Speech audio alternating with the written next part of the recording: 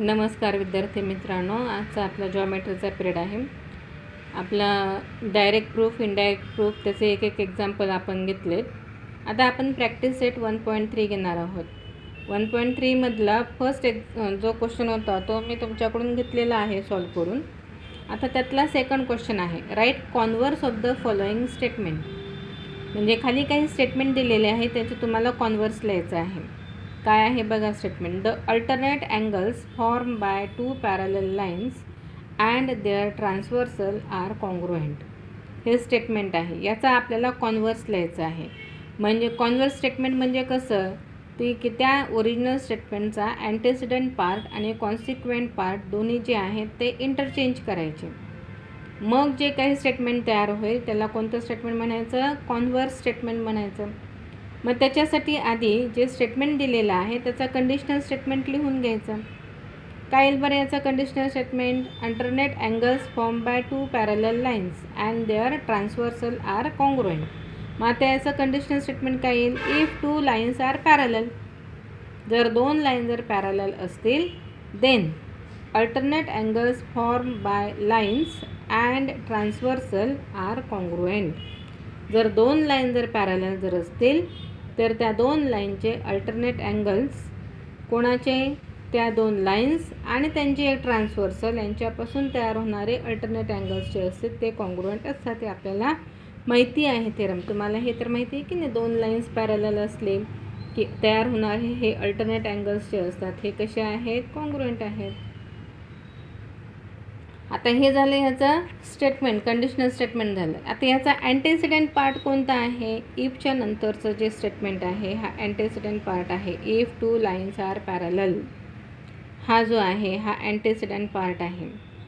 आणि consequent part कोणता आहे, देनच्या पुढचं statement, alternate angles form by lines and transversal are congruent.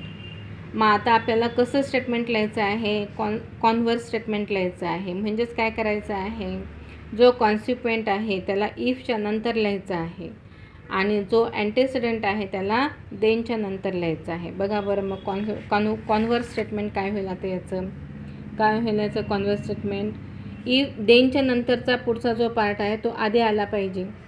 म्हणजेच इफ देनच्या नंतरचा पार्ट कोणता आहे, alternate angles form by lines and transversal are congruent. मग आपण काय म्हणणार, इफ अल्टरनेट अँगल्स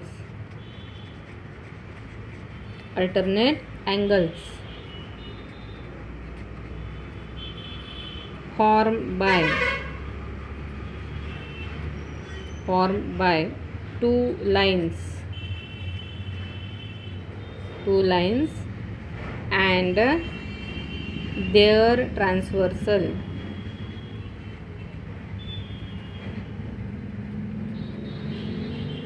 दोन लाईन आणि त्यांची ट्रान्सव्हर्सल हे जर कॉन्ग्रुएंट असतील, आर कॉन्ग्रुएंट, देन नंतर कोणता पार्ट लिहायचा. आता इथं इफच्या नंतरचा जो पार्ट असेल तो आता देनच्या नंतर लिहायचा. Then two lines are parallel. Then two lines are parallel.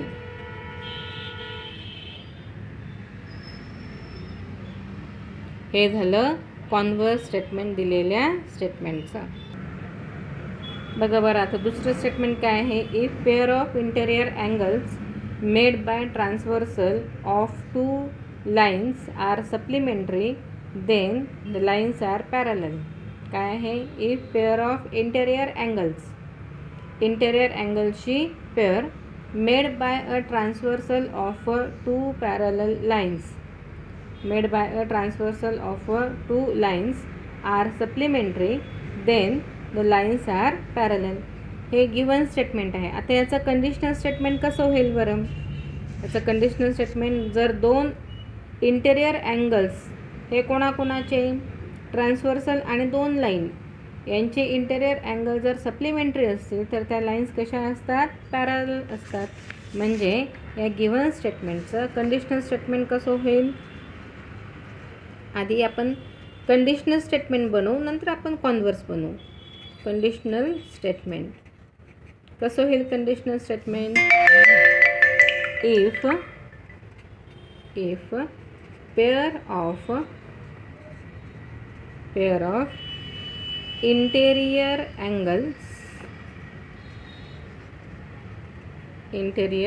Angles कसे झालेले आहेत? Interior angles form bye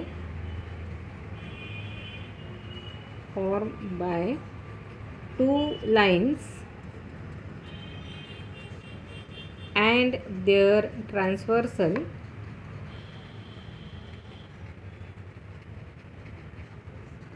are supplementary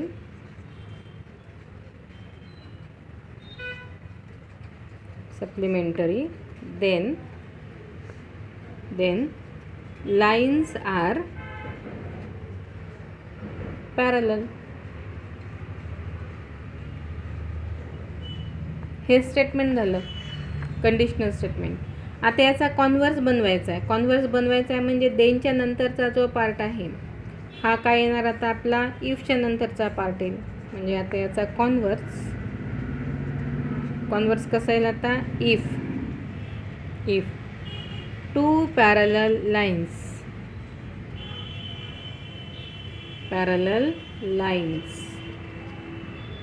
R intersected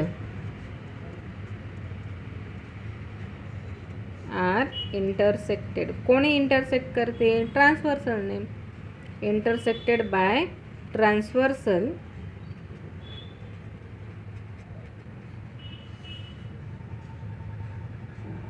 then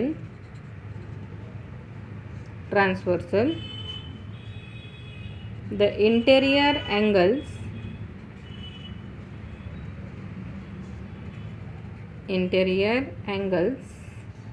form are supplementary.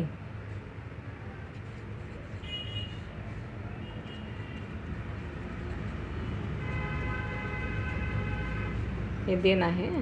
then the interior angles formed are supplementary. बघा काय झाला converse. if two parallel lines are intersected by transversal किंवा if two lines are parallel then interior angles formed by lines and their transversal are supplementary. साधा आणि सोपं जर statement तुम्हाला बनवायचं असेल तर तुम्ही असं पण बनवू शकतात. याला or if two lines are parallel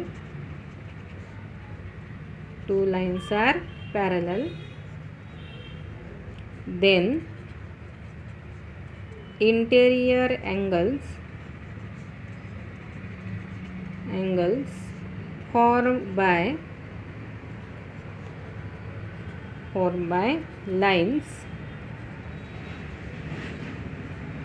and their transversal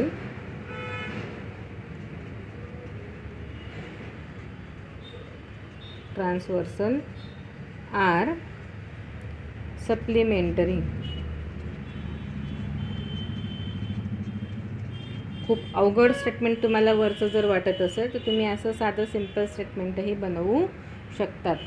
अशा प्रकारे आपण दोन स्टेटमेंटचे कॉन्व्हर्स स्टेटमेंट बनवले. कॉन्व्हर्स स्टेटमेंट जर बनवायचं असेल तर आधी कंडिशनल स्टेटमेंट बनवून घ्यायचं म्हणजे आपल्याला ते सोपं जातं. ठीक आहे.